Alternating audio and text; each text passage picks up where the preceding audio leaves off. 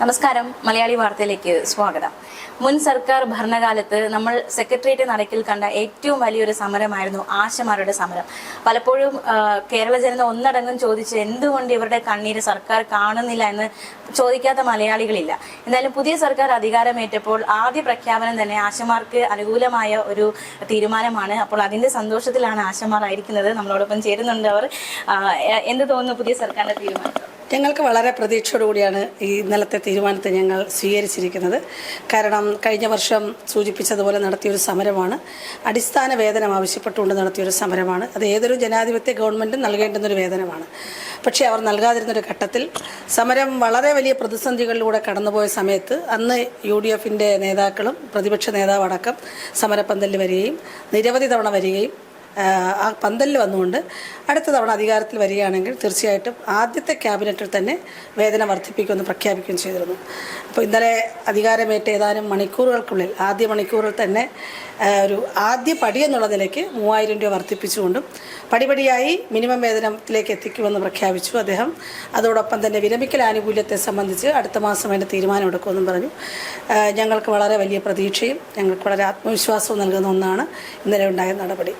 കാരണം ഒരു ഇടതുപക്ഷ ഗവൺമെൻറ് എന്ന അധികാരത്തിൽ പേര് പറഞ്ഞു വന്നവർ, അവകാശപ്പെട്ടു വന്നവർ 2021 അവരുടെ പ്രകടന പത്രികയിൽ വളരെ വ്യക്തമായി പറഞ്ഞിരുന്നു അവരധികാരത്തിൽ വരുമ്പോൾ 21 മുതൽ മിനിമം വേതനമായ 21,000 രൂപ നൽകുമെന്ന്. അത് 4 വർഷം തരാതിരുന്നൊരു ഘട്ടത്തിലാണ് 5-ാം വർഷം ഞങ്ങൾ സമരത്തിലേക്ക് വന്നത്. പക്ഷേ ഈ ഗവൺമെൻറ് ഇപ്പോൾ വന്ന് ആദ്യപടിയായി തന്നെ അത് വർദ്ധിപ്പിച്ചിരിക്കുന്നു. ഞങ്ങൾക്ക് ഉത്തമ വിശ്വാസമുണ്ട്. കാരണം ഇത് ഞങ്ങളുടെ ഒരു വിശ്വാസമല്ല, കേരളത്തിൻ്റെ പൊതുസമൂഹം മുഴുവൻ ആഗ്രഹിക്കുന്ന ഒരു വേതന വർധനവാണ്. അതുകൊണ്ട് അതിൽ നിന്ന് പിന്നോക്കം പോകാൻ ഈ ഗവൺമെൻറ്റിന് എന്താണേലും കഴിയില്ല, അവരങ്ങനെ ഉദ്ദേശിക്കുകയില്ല എന്ന് ഞങ്ങൾ പ്രതീക്ഷിക്കുന്നു. ഇനി എന്തെങ്കിലും ആവശ്യങ്ങളുണ്ടോ നടപ്പിലാക്കാനായിട്ട്? തീർച്ചയായിട്ടും ഇപ്പോൾ പറഞ്ഞതുപോലെ വിരമിക്കൽ ആനുകൂല്യം ഇപ്പോൾ 18 വർഷം കഴിഞ്ഞു ഈ സ്കീമിലേക്ക് ആളുകൾ വന്നിട്ട് നല്ലൊരു ശതമാനം ആളുകളും ഏജിലേക്ക് കടക്കുകയാണ്. അപ്പോൾ ഒരു റിട്ടയർമെൻ്റ് എന്ന് പറയുന്നത് തീർച്ചയായിട്ടും ഏതൊരു ജോലിക്കും ഉണ്ടാവുമല്ലോ. അപ്പോൾ അത്തരത്തിലൊരു റിട്ടയർമെൻറ്റ് ചെയ്യുമ്പോൾ കൃത്യമായി ഇത്രയും വർഷം ജോലി ചെയ്ത ആളുകൾക്ക് ഒരു വിരമിക്കൽ ആനുകൂല്യം അതൊരു അവകാശമാണ്. അത് കേരളത്തിൽ ഇതുവരെയും ആരംഭിച്ചിട്ടില്ല. അത് കഴിഞ്ഞ സർക്കാരിനോട് ഞങ്ങൾ അഭ്യർത്ഥിച്ചിരുന്നു, നടന്നില്ല. ഈ ഗവൺമെൻറ് അത് പരിഗണിക്കുമെന്നും അടുത്ത മാസം അത് സംബന്ധിച്ചുള്ള ചർച്ചകൾ നടത്താമെന്ന് പറഞ്ഞിട്ടുണ്ട്. തീരുമാനമാക്കാമെന്നുമാണ് പറഞ്ഞിരിക്കുന്നത്. ചർച്ചയല്ല, തീരുമാനമാക്കാമെന്ന് പറഞ്ഞിട്ടുണ്ട്. അതോടൊപ്പം തന്നെ പെൻഷൻ വിഷയങ്ങൾ, സേവനവുമായി ബന്ധപ്പെട്ട നിരവധി വിഷയങ്ങൾ. മറ്റൊന്നെന്ന് പറഞ്ഞാൽ കഴിഞ്ഞ ഗവൺമെൻറ് വേതനം വർദ്ധിപ്പിച്ചില്ല എന്ന് മാത്രമല്ല, സമരം ഇരിക്കുമ്പോൾ നിലവിലുണ്ടായിരുന്ന 10 മാനദണ്ഡങ്ങളുണ്ടായിരുന്നു. അതായത് 7,000 രൂപ ഓണറേറിയത്തിൽ 10 മാനദണ്ഡങ്ങൾ വെച്ച് വീണ്ടും അത് വെട്ടിക്കുറയ്ക്കുമായിരുന്നു. 6-7 മാസം കൂടുമ്പോഴായിരുന്നു ആ വേതനം നൽകിയിരുന്നത് ഓരോ മാസത്തേത്. അങ്ങനെ കുടിശ്ശികയുണ്ടായിരുന്നു. പിന്നെ ധാരാളം പ്രശ്നങ്ങളുണ്ടായിരുന്നു. അപ്പം ഞങ്ങൾ സമരം ചെയ്ത് ആ 10 മാനദണ്ഡങ്ങളെ പിൻവലിപ്പിച്ചു, ഓണറേറിയത്തിൻ്റെ മാനദണ്ഡങ്ങൾ. അതുകൂടാതെ കേന്ദ്ര സർക്കാർ നൽകുന്നൊരു ചെറിയ ഇൻസെൻറ്റീവ് ഉണ്ട്. ആ ഇൻസെൻറ്റീവിന് സംസ്ഥാന സർക്കാർ മാനദണ്ഡം ഏർപ്പെടുത്തുകയും അത് പ്രകാരം ഓണറേറിയം പകുതിയായി വെട്ടിക്കുറയ്ക്കുകയും ചെയ്യുന്ന പുതിയൊരു ഉപാധി അവർ കൊണ്ടുവന്നു. ഇത് അന്നു മുതൽ ഞങ്ങൾ ആവശ്യപ്പെടുകയാണ് പിൻവലിക്കണമെന്ന്. അത് അവർ പിൻവലിക്കാമെന്ന് സമ്മതിക്കുകയും NHM ഉദ്യോഗസ്ഥർ അത് ഒപ്പിടാൻ വേണ്ടി മന്ത്രിയുടെ അടുത്തേക്ക് പോയിരിക്കുന്നു പറഞ്ഞിട്ട് 1 വർഷം പിന്നിടുകയാണ്. അത് പിൻവലിക്കാത്തത് കൊണ്ട് തന്നെ മലയോര മേഖലകളിൽ, അതുപോലെ ജനസംഖ്യ കുറഞ്ഞ മേഖലകളിൽ, ഊരുകളിലൊക്കെ ഇത് വളരെ വലിയ ബുദ്ധിമുട്ടുണ്ടാക്കുന്നുണ്ട്. അതായത് 7,000 രൂപ എന്ന് പറഞ്ഞത് 3,500 രൂപ. അതിപ്പോൾ 9,000 രൂപയാകുമ്പോൾ അത് വീണ്ടും 4,500 ആയിട്ട് കുറയുകയാണ്. അപ്പോൾ വലിയൊരു വിഭാഗം ആളുകൾക്ക് വേതനം പകുതിയായി കുറയുകയാണ്. അത് അങ്ങേയറ്റത്തെ കടുത്ത അനീതിയാണ്. ഒരു തൊഴിൽ ചെയ്തിട്ട് കൂലി ചോദിക്കുമ്പോൾ ചില മാനദണ്ഡങ്ങൾ വെച്ച് കൂലി വെട്ടിക്കുറയ്ക്കുന്നത് അങ്ങേയറ്റം മാനുഷ്യത്വ വിരുദ്ധമായൊരു പ്രവണതയാണ്. അത് തീർച്ചയായിട്ടും പിൻവലിക്കാമെന്ന് അന്ന് സമ്മതിച്ചതാണ്, പിൻവലിച്ചിട്ടില്ല. ഈ ഗവൺമെൻറ് എന്താണെങ്കിലും അത് പിൻവലിക്കും. അപ്പോൾ അങ്ങനെ അടക്കമുള്ള നിരവധി കാര്യങ്ങളുണ്ട്. പിന്നെ ഞങ്ങളത് തീർച്ചയായിട്ടും ഞങ്ങളത് കാണാനിരിക്കുകയാണ്. മറ്റൊന്ന് 21 ഡിമാൻഡാണ് കഴിഞ്ഞ സമരം ചെയ്തുകൊണ്ടിരുന്നപ്പോൾ സർക്കാർ രൂപീകരിച്ച ഒരു പഠന സമിതിയുടെ മുമ്പാകെ ഞങ്ങൾ സമർപ്പിച്ചത്. അതിനകത്ത് വളരെ ഡീറ്റെയിൽ ആയിട്ട് തന്നെ ആശമാരുടെ ജോലി സംബന്ധമായ നിരവധി വിഷയങ്ങൾ അതിനകത്ത് ചേർത്തിട്ടുണ്ടായിരുന്നു. അതൊന്നുപോലും ആ സമിതി പരിശോധിക്കുകയോ പരിഹരിക്കാനുള്ള ഒരു നടപടി ശുപാർശയോ ചെയ്തിട്ടില്ല. അതൊരു കമ്മിറ്റിയാണ്, കമ്മിറ്റിക്ക് ശുപാർശ വേണം. അത് വേതനം വർദ്ധിപ്പിക്കാൻ പറഞ്ഞില്ല കമ്മിറ്റി, റിട്ടയർമെൻറ്റ് ബെനിഫിറ്റിനെ കുറിച്ച് പറഞ്ഞില്ല. ഈ സേവന വ്യവസ്ഥയിലുള്ള നിരവധി പോരായ്മകൾ പരിഹരിക്കണമെന്നൊരു ശുപാർശ പോലും നൽകാതെയാണ് ആ പഠന സമിതി റിപ്പോർട്ട് സമർപ്പിച്ചത്. ആ ഡിമാൻഡുകൾ മുഴുവൻ ഇപ്പോഴും അവശേഷിക്കുകയാണ്. അത് മുഴുവൻ ഞങ്ങൾ ഈ ഗവൺമെൻറ്റുമായിട്ട് ചർച്ച ചെയ്ത് തീർച്ചയായിട്ടും പരിഹരിക്കാവുന്ന വിഷയമാണ്. പലതും സാങ്കേതികമായിട്ടുള്ള കാര്യങ്ങളാണ്. സാമ്പത്തികം മുടക്കുന്നതിനപ്പുറത്തേക്കുള്ള പല സാങ്കേതിക പ്രശ്നങ്ങളും അതിനകത്തുണ്ട്. അതെല്ലാം പരിഹരിക്കാൻ പറ്റുമെന്ന് വിചാരിക്കുന്നു. ഇപ്പോൾ ഈ കഴിഞ്ഞ സർക്കാരിനെ സംബന്ധിച്ച് വലിയൊരു വെല്ലുവിളിയായിരുന്നു, അതായത് ഈ ഒരു സമരം. അതുപോലെ തന്നെ അത് മര്യാദയ്ക്ക് ആവശ്യത്തിൽ ഇടപെടാതിരുന്നതൊക്കെ അവരെ സംബന്ധിച്ച് വലിയ തിരിച്ചടിയായി. അപ്പോൾ ഈ തിരഞ്ഞെടുപ്പിൽ അവർ പരാജയപ്പെട്ടതിന് ആശമാരുടെ സമരവും കാരണമായി എന്ന് തോന്നുന്നു. എന്ത് തോന്നുന്നു? തീർച്ചയായിട്ടും കേരള സമൂഹം അങ്ങനെയാണ് വിലയിരുത്തുന്നത്. ഞങ്ങളും അത് അങ്ങനെ തന്നെ മനസ്സിലാക്കുന്നു. കാരണം ഒരു തൊഴിലാളി സമരത്തോട് ഒരു ഇടതുപക്ഷ സർക്കാർ ഒരിക്കലും കാണിക്കാൻ പാടില്ലാത്ത കാര്യമാണ് ചെയ്തത്. പറഞ്ഞാൽ ഒന്ന്, ഈ സർക്കാർ കഴിഞ്ഞ 10 വർഷമായി ഒരു തൊഴിൽ സമരങ്ങളിലും ഉണ്ടാകാൻ അനുവദിക്കാത്ത തരത്തിൽ ട്രേഡ് യൂണിയൻ പ്രസ്ഥാനങ്ങളെ വരെ അവർ നിലയ്ക്ക് നിർത്തിയിരിക്കുകയായിരുന്നു. കടുത്ത പ്രശ്നങ്ങളും പ്രതിസന്ധികളും ഓർഗനൈസ്ഡ് സെക്ടറിൽ ഉൾപ്പെടെയുണ്ട്. എന്നുവെച്ചാൽ KSRTCയിൽ മാസങ്ങളോളം ശമ്പളം മുടങ്ങുന്നു, പെൻഷൻ മുടങ്ങുന്നു, ഇത്തരം വിഷയങ്ങൾ ഉണ്ടാകുന്നു. പക്ഷെ അവർക്ക് ആർക്കും ഒരു സമരത്തിൻ്റെ ഭാഗത്തേക്ക് വരാൻ കഴിയാത്ത തരത്തിൽ അവർ നിയന്ത്രിക്കപ്പെട്ടിരുന്നതാണ്. അവിടെ തൊഴിലാളി സമരങ്ങളോട്, ഏത് തരം സമരങ്ങളോടും ഒരു തൊഴിലാളി വിരുദ്ധമായ നിലപാടാണ് അവരെടുത്തിരുന്നത്.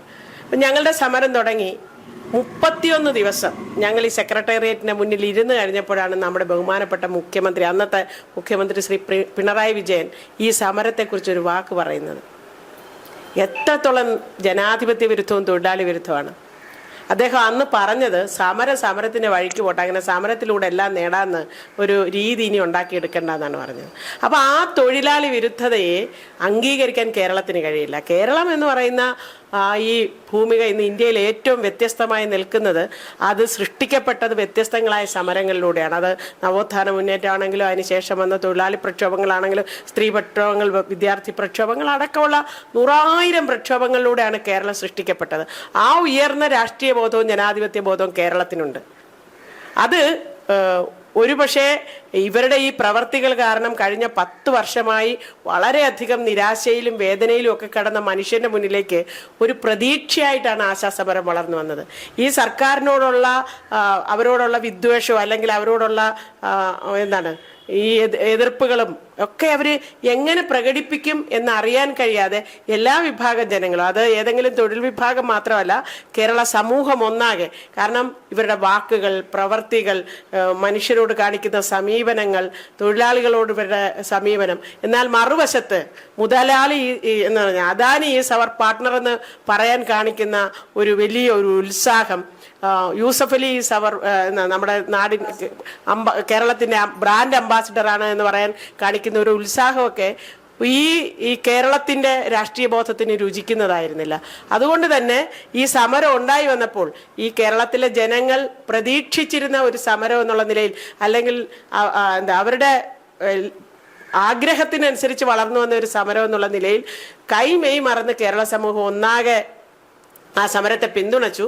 ഇവര് ഏറ്റവും ഒടുവിൽ 9 മാസം ഈ സമരം മുന്നോട്ട് പോയപ്പോൾ ഗത്യന്തരമില്ലാതെ 1,000 രൂപ വർദ്ധിപ്പിച്ച്, അതും ഈ കേരളത്തിന് അംഗീകരിക്കാൻ കഴിയുമായിരുന്നില്ല. കാരണം 9 മാസം ഞങ്ങൾ സമരം ചെയ്തു. ഇതിനിടയിൽ 45-ാമത്തെ ദിവസം 43-ാമത്തെ ദിവസം വിളിച്ചു ചേർത്ത ഒരു ചർച്ചയിൽ ഞങ്ങൾ ആവശ്യപ്പെട്ടത് 21,000 ഞങ്ങൾ ആവശ്യപ്പെടുന്നതെങ്കിലും തൽക്കാലം സമരം അവസാനിപ്പിക്കാൻ വേണ്ടിയിട്ട് നിങ്ങളൊരു 3,000 രൂപ തരൂ, ദിവസം 100 രൂപ കൂട്ടും, ബാക്കി പിന്നീട് പടിപടിയായിട്ട് നിങ്ങൾ വർദ്ധിപ്പിച്ച് തരുമെന്ന് പറഞ്ഞിട്ട് ആ ഒരു റിക്വസ്റ്റ് ചെവിക്കൊള്ളാൻ തയ്യാറാകാതെ, മറിച്ച് തെരഞ്ഞെടുപ്പിൽ അത് പ്രതിഫലിക്കുമെന്ന് വന്നപ്പോഴത്തേക്ക് എല്ലാവരെയും കണ്ണിൽ പൊടിയിടാൻ വേണ്ടിയിട്ട് 1,000 രൂപ എന്നതും കേരളത്തിന് ദഹിച്ചില്ല.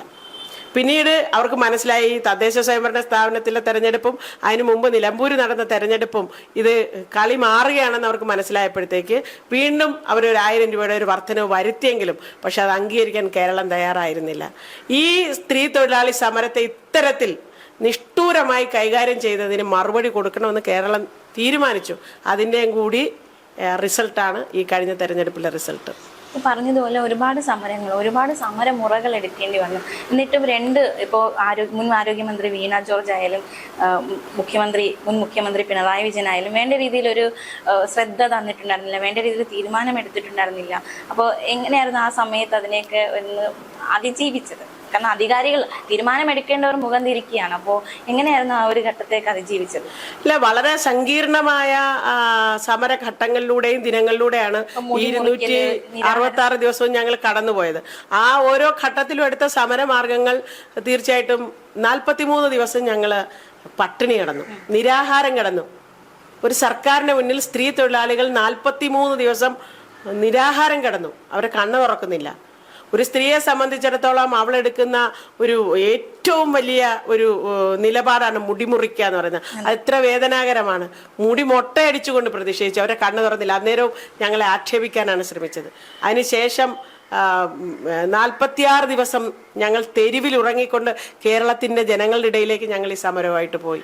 എന്നിട്ടും അവർ കണ്ണു തുറക്കുന്നില്ല എന്നുള്ളത് മാത്രമല്ല, ഈ സമരത്തെ അവർ തുടക്കം മുതൽ അവഗണിച്ചു, നിസ്സാരവൽക്കരിച്ചു, ആക്ഷേപിച്ച് സമരത്തിൽ ഇല്ലാതാക്കാന്നാണ് അവർ ശ്രമിച്ചത്. അതിന് മത്സരമായിരുന്നു. അത് CITU നേതാക്കന്മാരാണെങ്കിലും മന്ത്രിമാരാണെങ്കിലും എല്ലാവരും.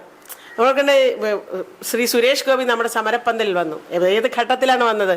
ഞങ്ങള് ടാർപോളിൻ കെട്ടിയിരുന്നത് വലിച്ച് പെരുമഴയത്ത് സ്ത്രീകളെ തെരുവിൽ നിർത്തിയപ്പോൾ രാത്രി 2:30 ആണ്, വെളുപ്പാങ്കാലത്താണ് മഴ പെയ്യുന്നത്. സുരേഷ് ഗോപി ഈ നമ്മുടെ സമരപ്പന്തലിൽ വരുന്നത് 11 മണിക്കാണ്. അതുവരെ ഈ മിനിസ്ട്രിയിൽ 3 സ്ത്രീകളുണ്ടായിരുന്നു. ഒരാൾക്ക് പോലും മനസ്സലിഞ്ഞില്ല. ആ സ്ത്രീകൾ അവിടെ ഇരുന്ന് മഴ നനയുന്ന, ആ മരത്തിന്റെ മൂട്ടിൽ നിൽക്കുന്ന, എന്ത് കാഷ്വാലിറ്റി ഉണ്ടാകാമല്ലോ. അതേസമയം കേരളത്തിലെ വീടുകളിൽ കിടന്നുറങ്ങിയ മനുഷ്യർ ഉറങ്ങിയില്ല. അവർ കണ്ണീരോടെ എഴുന്നേറ്റിരിക്കുകയാണ് ചെയ്തത്. അപ്പൊ അദ്ദേഹം അവിടെ വന്നപ്പോൾ ഞങ്ങൾക്ക് പിന്നെ കൊട തന്നു, ഒരു മാനുഷികമായ പ്രവർത്തനം, റെയിൻകോട്ട് തന്നു. അതിനുശേഷം അദ്ദേഹം അവിടെ വന്നപ്പോഴത്തേക്ക് ഒരു സന്തോഷം കൊണ്ട് ഒരു പാട്ടുപാടി. അത് ഇത്രയും വലിയൊരു ക്രിറ്റിസിസത്തിന് വിധേയമായി എന്നുള്ളത്. മറിച്ച് നമ്മളൊന്ന് ആലോചിച്ച് നോക്കേ, ഒരു ഇടതുപക്ഷത്തിന്റെ കേന്ദ്ര കമ്മിറ്റി അംഗമായിരിക്കുന്ന ഒരാളെ കുറിച്ച് ആയിരക്കണക്കിന് ആളുകൾ പാട്ടെഴുതി തിരുവാതിര നടത്തുകയാണ്. ഒരക്ഷരം പറഞ്ഞില്ല. പഞ്ച ഉച്ചടക്കി അതെല്ലാം വളരെ സന്തോഷത്തോടെ സ്വീകരിച്ച് പ്രചരിപ്പിച്ചു. എന്നിട്ട് ഇവിടുത്തെ ഒരു വനിതാ മന്ത്രി ശ്രീമതി ബിന്ദു അന്ന് പറഞ്ഞത് എന്താണ്? ഞങ്ങൾക്ക് നട്ടലിന്റെ സ്ഥാനത്ത് വാഴപ്പിണ്ടി ആയതുകൊണ്ടാണ് പാട്ട് പാടിയെന്ന്. എന്തൊരു അപഹാസ്യമായ കാര്യങ്ങളാണ് ഇവർ കാണിച്ചത് എന്ന് പറഞ്ഞാൽ, ഇവര് വാ തുറന്നാൽ ഇത്തരത്തിൽ ഈ സമരത്തെ ആക്ഷേപിക്കാനും അല്ലെങ്കിൽ ഇതുപോലെ അപകീർത്തിപ്പെടുത്താനുമാണ് ശ്രമിച്ചത്. അതെല്ലാം ബൂമറാങ് പോലെ തിരിച്ച് അവരുടെ മേൽ വന്ന് പതിക്കുകയാണ് ചെയ്തത്. ഇപ്പൊ കഴിഞ്ഞ ദിവസം ഈ ഒരു അറ്റ് എ ടൈം 3000 രൂപ വർദ്ധിപ്പിച്ചപ്പോഴത്തേക്ക് നമ്മുടെ ധനകാര്യമന്ത്രി പെട്ടെന്നൊരു ഭൂതോദയുണ്ടായി. മല എലിയെ പ്രസവിച്ചതുപോലെ. എന്തൊരു എന്ന് പറഞ്ഞാൽ, ഇവരെ പോലുള്ള ആളുകൾ വാ തുറക്കാതിരിക്കുന്നതാണ് നല്ലത്. അവരുടെ കൂടെയുള്ള ആളുകൾ കുറച്ചു പേരെങ്കിലും കൂടെ നിൽക്കും. വാ തുറന്നാൽ ഇതുപോലെയുള്ള ഏറ്റവും ഭോഷ്കത്തരങ്ങളാണ് പറയുന്നത്. ഇവരുടെ മുന്നിൽ ഞങ്ങൾ സമരം നടത്തിയപ്പോൾ ഇവരെന്താ പറഞ്ഞത്? 266 ദിവസം ഇവർ പറഞ്ഞത് കേന്ദ്രത്തിന്റെ അടുത്ത് പോയി സമരം ചെയ്യാനാണ്, ഇവരല്ല കൂട്ടേണ്ടെന്നാണ് പറഞ്ഞത്. പിന്നെന്തിനാണ് ഇത്? വളരെ കോൺട്രഡിക്ടറിയാണ് അവർ പറയുന്നത്. അവർ പറയുന്നതിനകത്ത് നിലപാടുകളില്ലാതായി തീരുകയാണ് അല്ലേ? അവർ കേന്ദ്രത്തോട് ചോദിക്കാൻ പറഞ്ഞ ആളുകൾ ഇപ്പൊ കൂട്ടിയപ്പോഴത്തേക്ക് കൂട്ടിയത് കുറഞ്ഞു പോയെന്ന് പറയാ. ഒന്ന് ആലോചിച്ച് നോക്കേ. ഞങ്ങളെ പറ്റിച്ചു എന്നാണ് പറയുന്നത്. ഞങ്ങള് നേതൃത്വം ആശമാരെ പറ്റിച്ചു എന്നാണ് പറയുന്നത്. മറിച്ച് നമ്മൾ ഓർക്കേണ്ടുന്നത് 18 വർഷം കൊണ്ടാണ് ആശമാരുടെ വേതന 7000 രൂപയത്. 18 വർഷം കൊണ്ട്.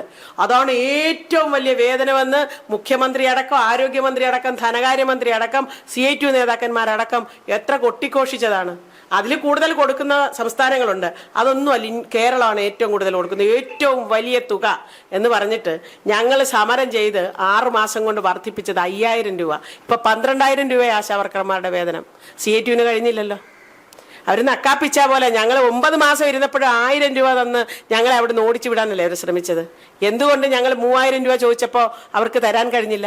10000 രൂപയാണെങ്കിൽ ഞങ്ങൾ സമരം നിർത്തി പോകാം, ഇപ്പോൾ സമരം അവസാനിപ്പിക്കാന്ന് പറഞ്ഞിട്ട് കേട്ടില്ലല്ലോ. ഞങ്ങൾ സമരം ചെയ്ത് 12000 രൂപയാക്കി. ഞങ്ങൾക്ക് അഭിമാനമുണ്ട്. 18 വർഷം കൊണ്ട് 7000 രൂപ ആളുകളുടെ വേതനം 12000 ആക്കി വർദ്ധിപ്പിച്ചു കൊടുക്കാൻ 9 മാസം ഞങ്ങൾ കാറ്റും മഴയും വെയിലും ആക്ഷേപങ്ങളും സഹിച്ച് നടത്തിയ സമരത്തിലൂടെ കഴിഞ്ഞ് അതിന് ഞങ്ങളെ പ്രാപ്തമാക്കിയത് കേരള സമൂഹമാണ്. അതുകൊണ്ട് ഞങ്ങൾക്ക് സങ്കീർണതകളുണ്ടായി, വിഷമങ്ങളുണ്ടായി, ചില സമയങ്ങളിൽ എങ്ങനെ മുന്നോട്ട് പോകുന്നത്. പക്ഷേ കേരളം ഒന്നടങ്കം കണ്ണും കാതും ഹൃദയവും തുറന്നു വെച്ച് ഞങ്ങളെ ചേർത്ത് പിടിച്ച് അവരുടെ കരുതലിന്റെ കീഴിലായിരുന്നു ഞങ്ങൾ. അതുകൊണ്ട് ഞങ്ങൾക്ക് ഒരു സമയത്തും പതറിച്ചകൾ ഉണ്ടായില്ല. ഞങ്ങൾ എങ്ങനെ മുന്നോട്ട് പോകുമെന്ന് ആശങ്കപ്പെട്ടില്ല.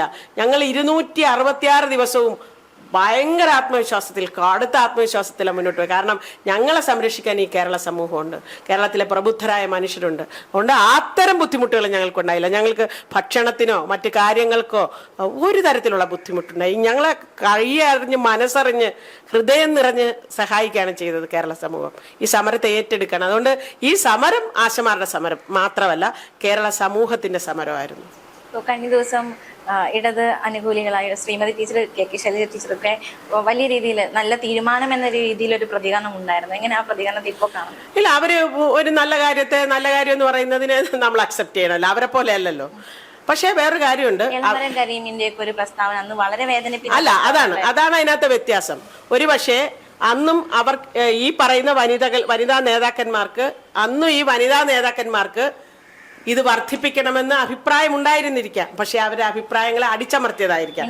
പക്ഷെ അവർ ചെയ്യേണ്ടിയിരുന്നത്, പ്രത്യേകിച്ചും സ്ത്രീ തൊഴിലാളികൾ സമരം നടത്തുമ്പോൾ അവർ ചെയ്യേണ്ടിയിരുന്നത് പബ്ലിക്കായിട്ട് പറയണമായിരുന്നു, ഞങ്ങളുടെ അഭിപ്രായം ഇതാണ്. അവർക്കൊരു പക്ഷേ പാർട്ടി വിലക്കുകൾ ഉണ്ടായിരിക്കാം.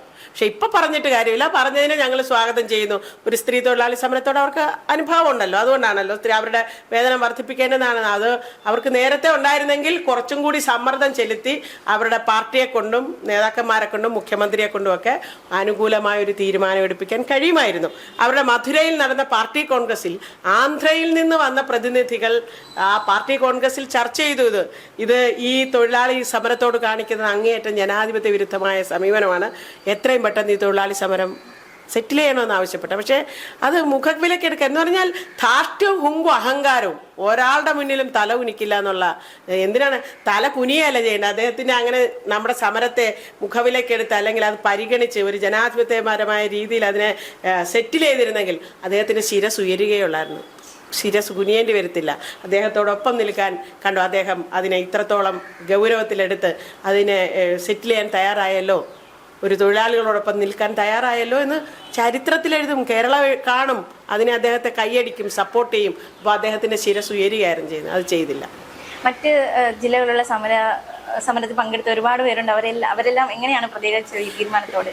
എല്ലാവരും ഇപ്പോൾ വന്ന തീരുമാനത്തോട് അങ്ങേയറ്റം അവരുടെ സന്തോഷം അറിയിക്കുകയാണ്. കാരണം ഒരാൾ ഒരു വാക്ക് പറഞ്ഞാൽ അത് പാലിക്കാൻ അയാൾ ബാധ്യസ്ഥനാണ്. അത് അദ്ദേഹം പാലിച്ചു. പിന്നെ ഭരണാധികാരികൾ എന്ന് പറഞ്ഞാൽ ജനങ്ങൾക്ക് പ്രാപ്യമായവരായിരിക്കണം, അല്ലേ? ഞങ്ങൾ 266 ദിവസം ഇവിടെ ഈ സെക്രട്ടേറിയറ്റിന് മുന്നിൽ അദ്ദേഹം ഇരിക്കുന്നതിന് 100 അടി അല്ലെ 50 അടി ഇപ്പുറത്തിരുന്നിട്ട് ഞങ്ങളെ കണ്ടില്ല. പക്ഷേ ഞങ്ങളെ കാണാനും കേൾക്കാനും കഴിയുന്ന ഭരണാധികാരിയാണ് അദ്ദേഹം. ഒന്ന് ഏതൊരു തൊഴിലാളിക്കും അവൻ്റെ പ്രതീക്ഷയോടൊപ്പം നിൽക്കുന്നവരായിരിക്കണം അവനെ ഭരിക്കുന്നത്. കാരണം ഈ തൊഴിലാളിയും കൂടെ കൊടുക്കുന്ന നികുതിപ്പണം കൊണ്ടാണല്ലോ ഇതെല്ലാം നടന്നു പോകുന്നത്, അവൻ കൊടുക്കുന്ന വോട്ടും കൂടെ കൊണ്ടാണല്ലോ ഇവരൊക്കെ അധികാരത്തിൽ വരുന്നത്. അപ്പോൾ അത് അങ്ങനെയുള്ളവരായിരിക്കണം ഭരണാധികാരികൾ. അപ്പോൾ കഴിഞ്ഞ ഞങ്ങളുടെ സമരത്തോട് ഇടതുപക്ഷ സർക്കാർ എടുത്ത നിലപാട് ഏതൊരു സർക്കാരുകൾക്കും പാഠമാണ്, അങ്ങനെ ചെയ്യാൻ പാടില്ല എന്നുള്ളത്. അപ്പോൾ തീർച്ചയായിട്ടും ജനങ്ങൾക്ക് കാണാൻ കഴിയും. ഇപ്പം ഞങ്ങൾ അവിടെ പത്രസമ്മേളനം നടത്തിയപ്പോൾ ഞങ്ങൾ അവിടെ മാധ്യമങ്ങളെല്ലാം ഇരച്ചു വന്ന് എന്താണ് അവിടുത്തെ ഗേറ്റ് തുറന്നു കിടക്കുന്നത് 10 വർഷത്തിന് ശേഷം, മെയിൻ ഗേറ്റ്, സെക്രട്ടേറിയറ്റിന്റെ മെയിൻ ഗേറ്റ്, ഒരു ഈച്ച പോലും കടക്കാൻ കഴിയില്ലാത്ത തരത്തിൽ എന്താണ് ഇത്രയും നിഗൂഢമായി രഹസ്യമായി അവിടെ നടക്കുന്ന കാര്യങ്ങൾ, അല്ലേ? അതാദ്യമായിട്ടാണ് ഇപ്പൊ ഗേറ്റ് തുറന്നു കിടക്കുന്നത്. ഇപ്പൊ കേരളയിൽ സമരക്കാർ ചെന്ന് മുഖ്യമന്ത്രി അവരോട് കണ്ട് സൗഹൃദത്തിൽ സംസാരിക്കുന്നത് ഞങ്ങളിപ്പോൾ കണ്ടുകൊണ്ടിരിക്കുന്നത്. ആർക്ക് കഴിയുമായിരുന്നതിന് മുമ്പ് യൂസഫ് അലി എന്നാ കയറ്റുമായിരുന്നു, അദാനി എന്നാൽ കയറ്റും, അല്ലെങ്കിൽ അതുപോലെ വലിയ ആളുകളൊക്കെ ചെന്നാൽ കയറ്റും. ഒരു തൊഴിലാളിയും ചെന്നാൽ കയറ്റത്തില്ല, കടക്ക് പുറത്തെന്ന് പറയും. മാധ്യമങ്ങളെ പോലും കയറ്റത്തില്ല. ചരിത്രത്തിൽ ആദ്യമായിട്ട് സെക്രട്ടേറിയറ്റിൽ നിന്ന് അവിടെ നിന്ന് ഇറക്കി വിട്ടില്ലേ, മീഡിയ മേഖലയിൽ നിന്ന് ഇറക്കി വിട്ടില്ല. അപ്പം അത് അങ്ങനെയല്ല ഒരു ഭരണാധികാരി വേണ്ടത്. അതുകൊണ്ട് ജനങ്ങളെ കേൾക്കാൻ തയ്യാറാകണം ഭരണാധികാരികൾ. അപ്പോഴാണ് അവർ യഥാർത്ഥ ഭരണാധികാരികളാകുന്നത്. അപ്പോൾ എല്ലാവരും വളരെയധികം സന്തോഷത്തിലാണ്, അല്ലേ? തീർച്ചയായിട്ടും വളരെയധികം സന്തോഷത്തിലാണ്. കാരണം അദ്ദേഹം നമ്മുടെ സമരമുഖത്ത് വന്ന് പറഞ്ഞ വാക്ക് ആദ്യത്തെ ക്യാബിനറ്റിൽ അത് പ്രഖ്യാപിക്കുമെന്ന് പറഞ്ഞ്, ഇപ്പോൾ അദ്ദേഹം തന്നെ പറഞ്ഞിട്ടുണ്ടൊരു സമാശ്വാസം എന്ന നിലയ്ക്കാണ് പറഞ്ഞിരിക്കുന്നത്. ഉടൻ തന്നെ കുറച്ചുകൂടെ വർധന ഉണ്ടാകുമെന്നും അടുത്ത വിരമിക്കൽ ആനുകൂല്യത്തെക്കുറിച്ച് 1 മാസത്തിനകം ഒരു തീരുമാനം ഉണ്ടാക്കുമെന്നും പറഞ്ഞിട്ടുണ്ട്. പിന്നെ ഞങ്ങൾക്ക് ഇപ്പോൾ ഒന്ന് ആവശ്യപ്പെടാനുള്ളത്, ഈ എന്ത് കിട്ടിയാലും അത് ഒരു 5-ാം തീയതി 10-ാം തീയതിക്കുള്ളിൽ ഞങ്ങൾക്ക് കിട്ടിയാൽ അത് വളരെ ഉപകാരം. പിന്നെ അതുപോലെ തന്നെ ഇൻസെൻറ്റീവും ഓണറേറിയും അത് വീതിച്ച് തരാതെ ഒറ്റ ഗഡുവായിട്ട് കിട്ടിയാൽ അത് ഞങ്ങൾക്കതൊരു ഉപകാരവും. കാരണം ഞങ്ങളെല്ലാം അത്താഴ പട്ടിണിക്കാരാണ്, ഒരുപാടൊന്നും ഉള്ളവരല്ല, വളരെ ദാരിദ്ര്യത്തിൽ. കാരണം ദാരിദ്ര്യ ലഘൂകരണം, അതായത് ദാരിദ്ര്യ നിർമ്മാർജ്ജനം, അതിദരിദ്രരെ നിർമ്മാർജ്ജനം ചെയ്ത നാടാണ്. ആ സമയത്തും നമ്മൾ തെരുവിൽ സെക്രട്ടേറിയറ്റിൻ്റെ മുന്നിലുണ്ടായിരുന്നു. അന്നും ഉണ്ടായിരുന്നു. അപ്പം കണ്ണ് മൂടിക്കെട്ടി വെച്ചിട്ട് ഓരോന്നും പറഞ്ഞിട്ട് കാര്യമില്ല. അപ്പം തിരഞ്ഞെടുക്കപ്പെടുന്ന ആൾക്കാർ സാധാരണ ജനങ്ങളുടെ ഇടയിൽ ഇറങ്ങിച്ചെന്ന് അവരുടെ ഇല്ലായ്മയും വല്ലായ്മയും അറിഞ്ഞ് അവർക്ക് എന്ത് നല്ലത് ചെയ്യാമെന്ന് തിരിച്ചറിഞ്ഞുകൊണ്ട് പ്രവർത്തിക്കണം.